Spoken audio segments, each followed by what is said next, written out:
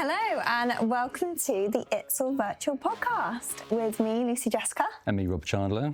And how are you today, Rob? Yeah, I'm not too bad. How are you? I'm good. I'm excited that we've got this up and running. Finally. What have you been up to this week? This week, I have been mostly trying to move to the west of London. Exciting. Yeah, absolutely. New chapters. Mm-hmm. Are you living out of boxes? Living out of boxes, living in cars, all that kind of thing you do.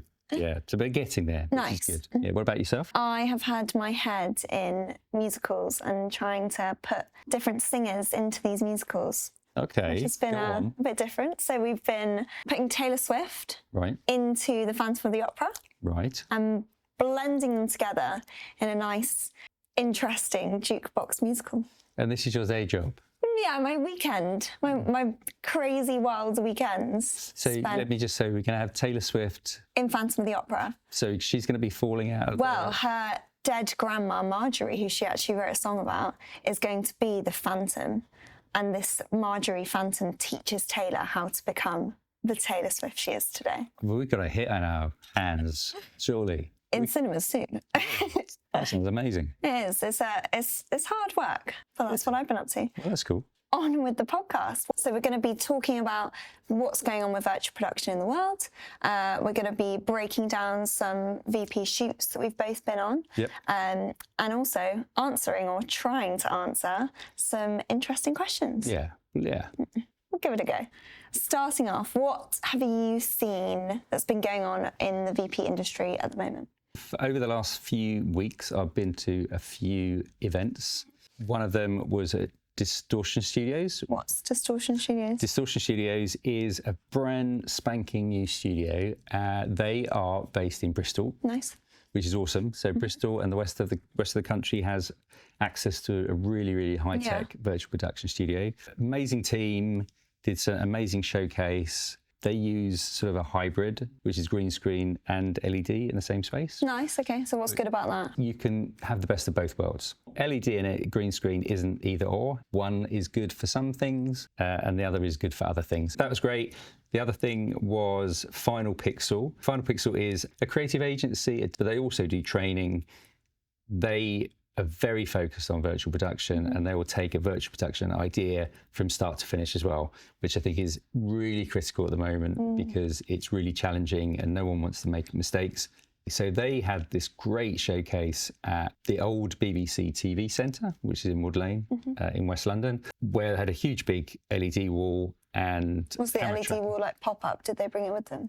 But yeah, it was pop-up, slightly curved, if I remember rightly, as well. There was camera tracking. I think it was a Moses tracker they had, and did a great showcase. I think the really interesting thing that really popped into my mind from both presentations, they both believe, is that the awareness is really, really still low about what you can do with it. Yeah. When people come to these showcases and actually get shown, what's possible, their eyes are really widened and really enthusiastic as well. Yeah, because I guess if they're walking in and have no idea about it, when you're kind of just being talked at and not shown, it can be quite an intimidating experience. To have something completely brand new and very tech heavy. Right. And I think the other thing that really came out was the leaning into the creativity that you can put into virtual production and produce content that you can't do any other way. Yeah. Well, it's impossible. You can't film on Mars, can you? No, exactly. Right. You can't film in a magical world Yeah. in real life. No. Unless for hours and hours that you're building a certain location, but still it's never going to give you what VP can give you. I think through the lens of Taylor Swift and Phantom of the Opera, right? There we go. And just to sort of think about that, it's a possible thing to be able to shoot that without having to build huge amounts of sets.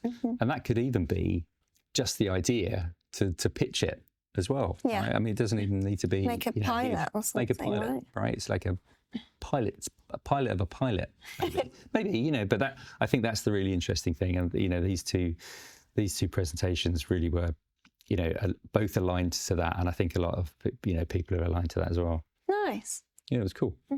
And the other day, we both watched a very interesting quite scary video. Oh yeah, what was that? It was from Reid Hoffman, That's right. So and it was all about his AI twin. now, I don't know who Reid Hoffman is, but Neither do I. no. But he was he's written a lot of books, and he's got Right. his own podcast, and he's got his YouTube channel and everything. Right. And this AI twin used everything available to them about Reid Hoffman, right. and kind of learnt the language he uses, how he speaks, his mannerisms, his expressions, and mimicked them into this video. And in the video that we watched, like the real Reid Hoffman is talking to his AI twin Right. live, asking him questions. It was nuts. Bizarre. What's mad about that is that it wasn't that long ago that it was really basic. Yeah. I'd say, 12 months maybe, that you just had someone static looking at a locked off camera And just the face and all it was moving, or a tiny bit, yeah. just the mouth, maybe the face, and now you have something just in a relative. And his whole body was moving, the gestures and the shadows. It was, I think, watching them side by side, we both could tell, Yeah. oh, okay, this one's clearly the AI twin. Yeah. But like we were discussing, if you had just seen the AI video, say you were scrolling on YouTube or Instagram or something, and you just saw that, I don't think that you would even bat an eyelid that that wasn't real. Right. So, and you mentioned something early on about the Met Gala. Yeah. Right? So, to explain what those pictures were that you. Well, so on the radio, like the other day, it came up that Katy Perry, who didn't go to the Met Gala, there were all of these photos of her in 2 different looks, gorgeous looks, and everyone went absolutely mad because they were like, wow, these dresses, these outfits are insane. Maybe she has the potentiality of winning the best dress at the Met Gala. Right. Her mum got hold of these images and was like, my daughter looks amazing. Sent it to the rest of her family, including Katie. And Katy Perry saw these images and she was like, I wasn't even there. It's all AI. Right. Like the same thing happened with Rihanna. Rihanna's Met Gala outfit, that's an AI created image.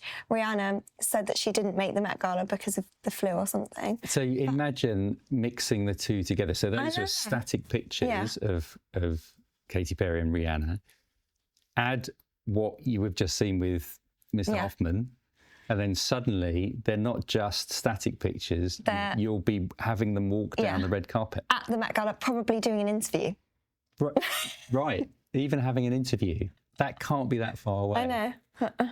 No, But this whole AI twin, how would you say this has anything to do with virtual production? Or how can VP use it? I guess, I mean, the interesting thing is, I suppose, I don't know to a degree, but what I do know is that it will have something to do with virtual production, whatever virtual production is.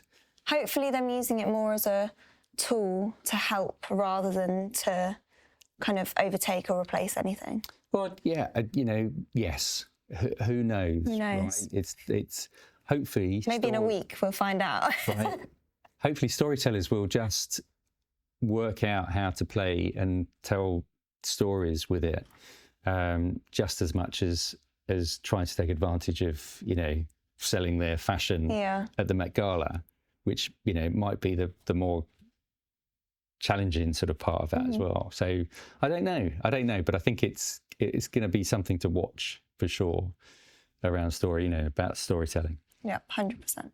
On that note, I think it's a great time to hear from a sponsor.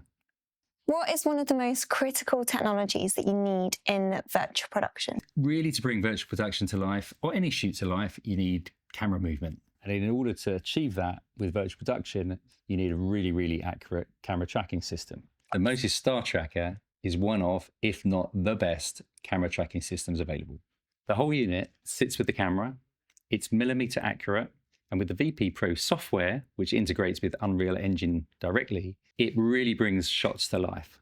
Head over to the Motus' website where you'll be able to find case studies and full specifications. Okay, so next on the agenda, we are talking about our own experiences on a virtual production set. We are, and we are going to talk about the first one that you ever saw. And one of the reasons for that is that you're really green. You know, you're really new to this. Especially virtual production. But I came in and I was like, At weekends, you do mashups between Katy Perry and the Hunchback of Notre Dame or something like that. So this is completely new to you, right? A year ago, I think it was about a year ago, you walked into the studio here, and that was your first experience. So what was your thought before walking into the studio? I think my first thought when people were like virtual production, or when I was looking at green screen and LED wall, I think it's also the same as a lot of people maybe still think. I thought it was going to be very kind of gamey, video gamey, gimmicky. Right. I didn't think that it could look as good as it does. The only experience I'd had with green screen was this interesting music video where there was a little poster of a green screen and they stood in front of it and they were immersed into this weird spacey world, but there was so much green spill and fuzziness, and it just looked like a green screen. It looked like they were standing in front of a projection. And was that your only sort of reference point? Was there any other reference points you'd had when sort of talking about virtual production? I mean, I think when looking at video games, I think I had an idea, these all like the worlds and the sets have to be created. I think I'd maybe seen a few YouTube videos of people standing in and being immersed into that video game. Right. And I was kind of like, this is how it's going to look, especially with narrative. Right. But I mean, when I'm walking in here and seeing... Yeah, so you walked, so you sort of, I think we were a couple of days into the shoot, if I vaguely remember. And then you walked in, and what was your sort of first impressions? I walked in and you guys were in the middle of filming, so I didn't see any of the setup or anything. Right. And I can remember the talent being stood in front of the green screen. I was just purely watching the monitor, and I could see the talent immersed in the location, which was a big American bank, I think. Yeah, I think so there was a big American bank. It was based on contractors being used at a investment bank, if I remember right, in America. Yeah, and it was this. The set itself was a huge location that obviously you could never get in the real world for a pilot because of money. But watching it, the talent was standing on the green screen. I was watching the monitor with this background behind them, and I was so shocked at how real it looked and how great it looked as well, because comparing the monitor to what was going on in front of me, like the reality, I was just blown away, and I was like, that cannot be just done by green screen. Yeah, I know, it's mad, because your experience with green screen was that awful. Right. And I think a lot of people's right. It's absolutely maybe it was early days at uni, and it's, no one knows really what they're doing, and it's kind of just. And I think that's not and I don't think you're alone in that sort of assumption as well, right? So for that, from memory, that was used for previs anyways. Previs, just being able to align shots. So the director and the producer and the crew and the talent could see really where they were going to be in the space. And then that went into post-production, because that's the route that they decided to take, as well as shooting certain scenes and similar scenes on a relatively small like LED board. I think it was only 3 meters high, maybe by 5 or 6 meters wide. So a lot of mids and close-ups, extreme close-ups were sort of shot on it as well. And even them using set pieces alongside the green screen, and kind of you still being able to distinguish and it look blendable into the background. Yeah. I think that was the key thing. And I also think, coming from my point of view, it's very, very easy to tell when or if green screen things have been done badly. But I don't think it's as easy to tell when it's been done really well, because it looks so real.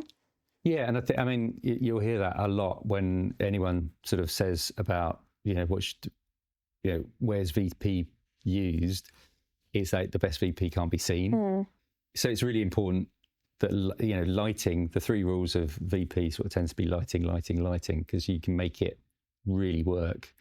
And it's very obvious when it's badly lit. When things don't work so well.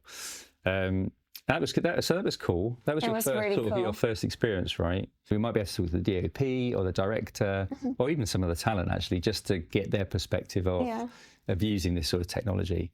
Yeah. Are you ready? I'm ready. for the Born ready. questions of the week. Okay. I don't think you are. I don't know why I'm just answering them. Surely you should need to answer some of them as well. I mean, I think I'll answer some as we go along. Okay. When I know a bit more. as Or you if go- there's a question that I'm like, I know the answer to that one, I will take over. Okay. Yeah. But firstly, what is Unreal Engine? What is Unreal Engine? Unreal Engine is a software gaming development platform, right? What does that mean? It's where you design and build games. So if you've ever played PC games or computer games, Unreal Engine is one of the platforms that software developers create these immersive environments for. So you go, you might run around shooting people, or you might do all sorts of things, but that's pretty much what you can do with Unreal Engine.